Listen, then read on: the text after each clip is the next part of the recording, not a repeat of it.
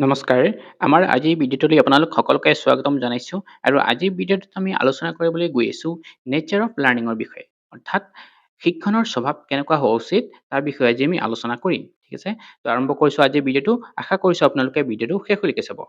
প্ৰথমে আমি ইন্ট্ৰডাকশ্যনৰ পৰা আৰম্ভ কৰিম। ইয়াতে কৈছে learning is A fundamental process that plays a vital role in shaping human behavior and personality। অৰ্থাৎ শিক্ষণ হৈছে এটা মৌলিক প্ৰক্ৰিয়া যিয়ে মানুহৰ আচৰণ আৰু ব্যক্তিত্ব গঢ়ি তোলাত গুৰুত্বপূৰ্ণ ভূমিকা গ্ৰহণ কৰে। It is through learning that individuals acquire knowledge, skills, habits, attitudes and values। শিক্ষণৰ জৰিয়তে ব্যক্তিক জ্ঞান, দক্ষতা, অভ্যাস, মনোভাৱ আৰু মূল্যবোধ এই সকলোবিলাক আহৰণ কৰে।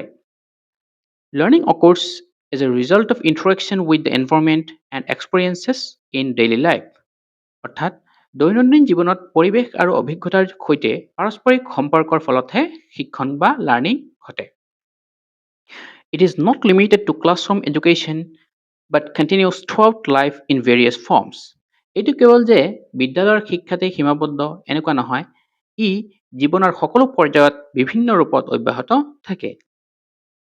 Understanding the nature of learning helps teachers and learners make the process more effective and meaningful। শিক্ষণৰ এই স্বভাৱবোৰ বুজিলে বা জানিলে শিক্ষক আৰু শিক্ষাৰ্থীয়ে এই প্ৰক্ৰিয়াটো অধিক ফলপ্ৰসূ আৰু অৰ্থপূৰ্ণ কৰিব পাৰে। সেইকাৰণে ইয়াৰ বিষয়ে আমি জনাটো অত্যন্তই প্ৰয়োজন। ঠিক আছে? তো আৰম্ভ কৰিছোঁ আমি এতিয়া এটা এটাকে ইয়াৰ নেচাৰৰ বিষয়ে আলোচনা কৰিম। প্ৰথম ফাৰ্ষ্ট নেচাৰটো হৈছে learning is A life long process. অৰ্থাৎ শিক্ষণ এটা জীৱনজুৰি চলা প্ৰক্ৰিয়া। কেনেকৈ চলে? Learning starts from birth and continuous টিল ডেথ। অৰ্থাৎ শিক্ষণ জন্মৰ পৰাই আৰম্ভ হৈ একেবাৰে জীৱনৰ অন্তিম সময়লৈকে অবিৰতভাৱে চলি থাকে। It includes both formal education and life experiences. ইয়াত বিদ্যালয়ৰ আনুষ্ঠানিক শিক্ষা আৰু জীৱনৰ বিভিন্ন অভিজ্ঞতা সকলোবিলাক অন্তৰ্ভুক্ত থাকে। Every stage of life contributes new knowledge and skills। জীৱনৰ প্ৰতিটো পৰ্যায়ে ব্যক্তিক নতুন জ্ঞান আৰু দক্ষতা প্ৰদান কৰে। ঠিক আছে? এইটো হ'ল ইয়াৰ ফাৰ্ষ্ট নেচাৰ। ছেকেণ্ড পইণ্টটো হৈছে লাৰ্ণিং ইজ কণ্টিনিউৱাছ। শিক্ষণ অবিৰত। ইয়াতে কৈছে learning never stops, it is an ongoing process. শিক্ষণ এটা অব্যাহত থকা এটা প্ৰক্ৰিয়া। ই কেতিয়াও বন্ধ নহয়। It develops gradually over time through repeated experience. ইয়াতে কৈছে পুনৰাবৃত্ত অভিজ্ঞতা আৰু অনুশীলনৰ জৰিয়তে ই ধীৰে ধীৰে বা লাহে লাহে বিকাশ লাভ কৰে। Each new learning is connected with previous knowledge। আৰু নতুন শিকা বিষয়সমূহ সদায় পূৰ্বৰ জ্ঞানৰ সৈতে সম্পৰ্কিত হৈ থাকে। ঠিক আছে? এইটো হ'ল point number 2। Next point number 3 is learning leads to behavioural change. ইয়াতে কৈছে the main outcome of learning is a change in behaviour. শিক্ষণৰ মূল উদ্দেশ্যই হৈছে যিকোনো এজন ব্যক্তিৰ আচৰণত পৰিৱৰ্তন অনা। This change can be knowledge, skills, habits, attitudes or values. এই পৰিৱৰ্তন হয়তো জ্ঞানত হ'ব পাৰে বা দক্ষতা, অভ্যাস, মনোভাৱ বা মূল্যবোধ আদি সকলোবিলাকত প্ৰকাশ পাব পাৰে। The change should be relatively permanent, not temporary. কিন্তু এইটো কথা মন কৰিব লাগিব যে এই যিটো পৰিৱৰ্তন আহিব সেই পৰিৱৰ্তনটো মোটামুটি স্থায়ী হ'ব লাগিব। অস্থায়ী হ'ব নালাগে। অস্থায়ী হ'লে তাক আমি লাৰ্ণিং বুলি ক'ব নোৱাৰিম। যে ইখন কাণেৰে শুনিছোঁ, সিখন কাণেৰে উলিয়াই দিছোঁ, এনেকুৱা ধৰণৰ হ'লে ইয়াক আমি একচুৱেল লাৰ্ণিং হৈছে বুলি ক'ব নোৱাৰিম। নেক্সট পইণ্টটো কৈছে learning is goal oriented. Learning occurs with a purpose or objective. শিক্ষণ সদায় এটা স্পষ্ট উদ্দেশ্য বা লক্ষ্যৰ সৈতে সম্পন্ন হয়। Clear goal help in better understanding and retention. লক্ষ্য থাকিলে বিষয়বস্তু বুজা বা মনত ৰখা আমাৰ কাৰণে সহজ হয়। উইদাউট এ গ'ল লাৰ্ণিং বিকামছ আনফ'কাছড এণ্ড ইনএফেক্টিভ। আৰু লক্ষ্য নাথাকিলে শিক্ষণ এক অসংগঠিত হৈ অকাৰ্যকৰী হৈ হ'ব পাৰে। সেইকাৰণে কৈছে লক্ষ্য থকাটো দৰকাৰ। নেক্সট পইণ্টটো হৈছে আমাৰ learning is based on experience. ইয়াতে কৈছে learning comes through interaction with the environment. অৰ্থাৎ পৰিৱেশৰ সৈতে পাৰস্পৰিক সম্পৰ্কৰ জৰিয়তেহে শিক্ষণ গঢ়ি উঠে। Direct and indirect experiences both contribute to learning. আৰু প্ৰত্যক্ষ আৰু পৰোক্ষ দুই ধৰণৰ অভিজ্ঞতাই কিন্তু আমাৰ এই লাৰ্ণিঙত গুৰুত্বপূৰ্ণ অৱদান ৰাখে। For example learning to ride a bicycle through practice. অৰ্থাৎ উদাহৰণস্বৰূপে যদি আমি চাব যাওঁ, বাইচাইকেল যিখন আছে সেইখন চলোৱা আমি অনুশীলনৰ জৰিয়তেহে শিকোঁ। অৰ্থাৎ ৰিপিটেড প্ৰেক্টিচৰ সহায়ত আমি বাইচাইকেল চলোৱা শিকি যাওঁ। ঠিক আছে, নেক্সট পইণ্টটো হৈছে আমাৰ learning requires practice and reinforcement. শিক্ষাগত অনুশীলন আৰু দৃঢ়কৰণ প্ৰয়োজন। কেনেকে? Practice strengthens learning and improve performance. নিয়মীয়া অনুশীলনে আমাৰ শিক্ষণক শক্তিশালী কৰি তোলে আৰু দক্ষতা বৃদ্ধি কৰে। Repetition helps in making learning permanent. পুনৰাবৃত্তিৰ জৰিয়তে শিকা বিষয়সমূহ স্থায়ী হয়। ৰিইনফোৰ্সমেণ্ট, that is reward or feedback, increases the likelihood of learning. দৃঢ়কৰণ যেনে পুৰস্কাৰ বা ইতিবাচক প্ৰতিক্ৰিয়াই শিক্ষণৰ আগ্ৰহ আৰু সম্ভাৱনা আৰু বেছি বৃদ্ধি কৰিব পাৰে। নেক্সট পইণ্টটো হৈছে আমাৰ লাৰ্ণিং ইজ ইউনিভাৰ্চেল। ইয়াতে কৈছে learning is common to all living organisms. শিক্ষণ সকলো জীৱৰ মাজতে দেখা যায় আৰু ই এক সাধাৰণ প্ৰক্ৰিয়া। Humans, animals, and even some plants show learning behavior.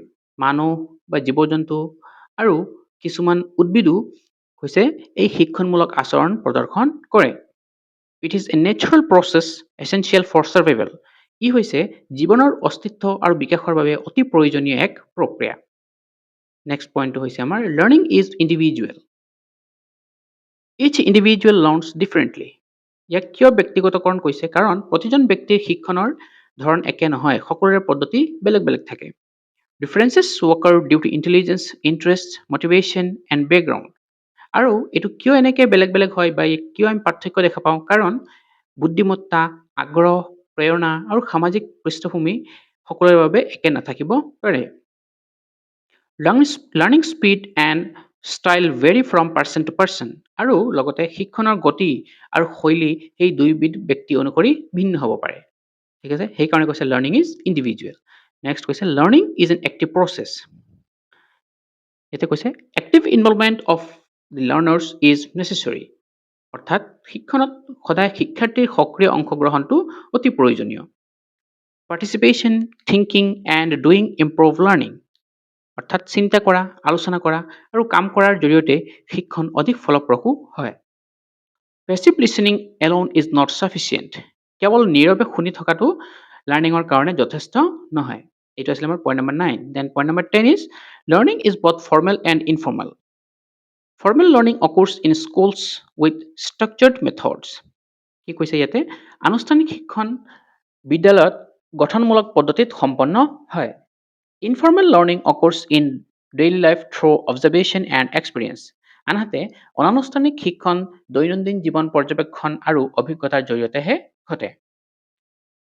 আৰু এটা কৈছে non formal learning includes training programs and ৱৰ্কশ্বপছ।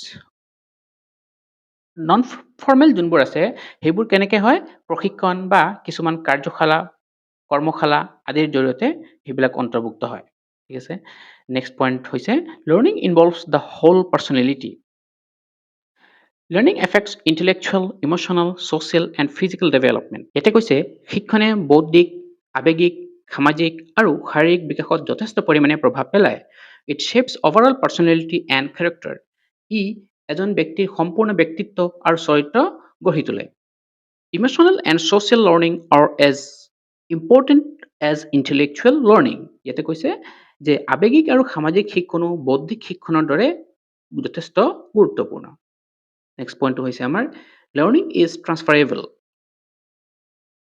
Knowledge and skills learned in one situation can be used in another. অৰ্থাৎ এটা পৰিস্থিতিত শিকা জ্ঞান আৰু দক্ষতা আন পৰিস্থিতিত আমি ব্যৱহাৰ কৰিব পাৰি। This is known as transfer of learning. ইয়াকে কি বুলি কয়? শিক্ষণ স্থানান্তৰ। For example language skills used in communication. উদাহৰণস্বৰূপে আমাৰ ভাষাগত দক্ষতা আমি যোগাযোগত ব্যৱহাৰ কৰিব পাৰোঁ। নেক্সট পইণ্টটো হৈছে learning is influenced by motivation. Motivation is a key factor in learning. কি কৈছে ইয়াতে? যে প্ৰেৰণাই শিক্ষাত এক গুৰুত্বপূৰ্ণ ভূমিকা পালন কৰে। কেনেকৈ কৰে? Internal like interest, curiosity and external like reward and grades, motivation both help. অৰ্থাৎ কি কৈছে ইয়াতে? আভ্যন্তৰীণ প্ৰেৰণা যেনেকৈ নেকি আমাৰ আগ্ৰহ বা জিজ্ঞাসা আৰু বাহ্যিক প্ৰেৰণা যেনেকৈ পুৰস্কাৰ বা কিছুমান নম্বৰ, গ্ৰেডছ সেইবোৰৰ সহায়ত আমি কৰিব পাৰোঁ। Higher motivation leads to better concentration and success. আৰু অধিক প্ৰেৰণাই সদায় অধিক মনোযোগ আৰু অধিক সফলতা আনে। এইটো আছিলে পইণ্ট নম্বৰ 13। নেক্সট পইণ্টটো হৈছে learning is not directly observable. Learning itself cannot be seen directly. শিক্ষণ নিজে পোনপটীয়াকৈ দেখা নাযায়, মানে প্ৰত্যক্ষভাৱে ইয়াক দেখা নাযায়। It is inferred through changes in behaviour and performance. ই আচৰণ আৰু কাৰ্যক্ষমতাৰ পৰিৱৰ্তনৰ জৰিয়তেহে ইয়াক অনুমান কৰিব পৰা যায়। For example, improvement in test scores শ্ব'জ লাৰ্ণিং। পৰীক্ষাৰ ফলাফল যদি উন্নত হৈছে তেতিয়া আমি ক'ব পাৰোঁ যে শিক্ষণটো হৈছে, এইটো এটা শিক্ষণৰ প্ৰমাণ বা লাৰ্ণিঙৰ প্ৰমাণ বুলি আমি ধৰিব পাৰোঁ। নেক্সট পইণ্টটো হৈছে learning can be positive or negative. Positive learning leads to good habits and skills. শিক্ষণ বা লাৰ্ণিং ধনাত্মক বা ঋণাত্মক দুই ধৰণে হ'ব পাৰে। ধনাত্মক শিক্ষণে কৈছে ভাল অভ্যাস আৰু দক্ষতা গঢ়ে, আনহাতে negative learning leads to bad habits and undesirable behaviour. ঋণাত্মক শিক্ষণে লাৰ্ণিঙে কি কৰে, বেয়া অভ্যাস আৰু আচৰণ সৃষ্টি কৰে। বোথ টাইপছ অৰ একুৱেড থ্ৰু এক্সপিৰিয়েঞ্চ। আৰু এই দুই ধৰণৰ শিক্ষণ আমি অভিজ্ঞতাৰ ফলতে গঢ়ি তুলিব পাৰোঁ। নেক্সট পইণ্টটো হৈছে আমাৰ learning is A complex process. Learning ইনভলভছ mental process like thinking, memory and reasoning. শিক্ষণত চিন্তা, স্মৃতি আৰু যুক্তিৰ দৰে মানসিক ক্ৰিয়াৰ জড়িত হৈ থাকে। It is influenced by many factors such as environment, emotions and intelligence. ইয়াৰ উপৰি ই পৰিৱেশ, আৱেগ আৰু বুদ্ধিমত্তাৰ দৰে বহুতো কাৰকৰ দ্বাৰাও প্ৰভাৱিত হয়। It cannot be explained by a single theory. ইয়াক মাত্ৰ এটা তথ্য বা এটা থিয়ৰীৰ সহায়ত আমি ব্যাখ্যা কৰিব নোৱাৰোঁ। ঠিক আছে, গোটেইখিনি জড়িত হৈ আছে ইয়াতে। নেক্সট পইণ্টটো হৈছে learning is adaptive. Learning helps individuals adjust to their environment. শিক্ষণে লাৰ্ণিঙে এজন ব্যক্তিক নিজৰ পৰিৱেশৰ সৈতে খাপ খুৱাই থাকিবলৈ সহায় কৰে। It enables problem solving and coping with new situations. ই যিকোনো নতুন পৰিস্থিতিৰ সৈতে মোকাবিলা কৰা আৰু সমস্যা সমাধান কৰাৰ ক্ষমতা বৃদ্ধি কৰে। Adaptation is essential for survival and growth. অভিযোজন হৈছে জীৱন ধাৰণ আৰু বিকাশৰ বাবে অতিকে প্ৰয়োজন। নেক্সট আমি চাম point number 18। Learning is social in nature. কেনেকৈ ছ'চিয়েল ইন নেচাৰ হয়? Learning often occurs through interaction with others. লাৰ্ণিং প্ৰায়ে আন মানুহ বা আন ব্যক্তিৰ সৈতে পাৰস্পৰিক সম্পৰ্কৰ জৰিয়তেহে ঘটে। Family, teachers and peers play an important role. ইয়াত কৈছে পৰিয়াল, শিক্ষক বা আমাৰ সহপাঠী, ইয়াত সকলোবিলাকে গুৰুত্বপূৰ্ণ ভূমিকা পালন কৰে। Social learning includes imitation and observation. অনুকৰণ আৰু পৰ্যবেক্ষণ সামাজিক শিক্ষণৰ এক গুৰুত্বপূৰ্ণ অংশ। নেক্সট পইণ্টটো হৈছে learning is cumulative. New learning builds upon previous knowledge. নতুন জ্ঞান সদায় পূৰ্বৰ জ্ঞানৰ ওপৰত নিৰ্ভৰ কৰি গঢ়ি উঠে। Past experiences influence present learning. অতীতৰ অভিজ্ঞতাই বৰ্তমানৰ লাৰ্ণিঙক যথেষ্ট পৰিমাণে প্ৰভাৱ পেলায়।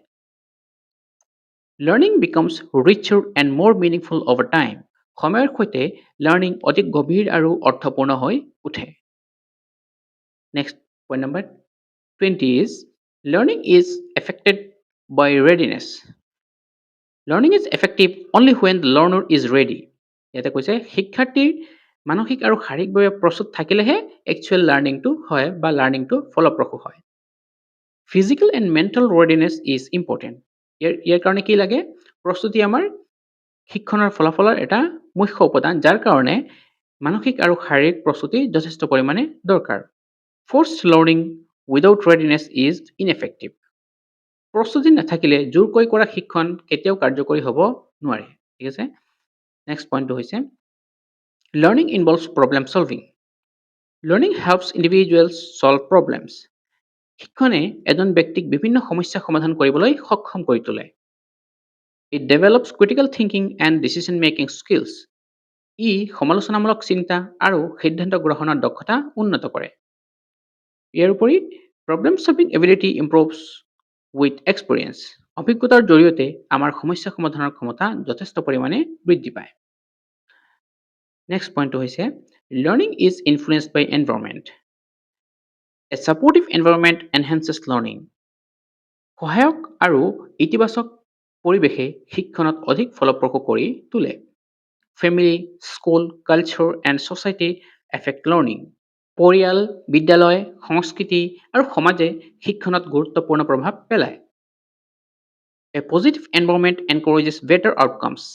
এক সুস্থ পৰিৱেশে উত্তম ফলাফল লাভ কৰাত সহায় কৰে। ঠিক আছে, তো এইখিনি আছিলে আমাৰ আলোচনাৰ বিষয়বস্তু।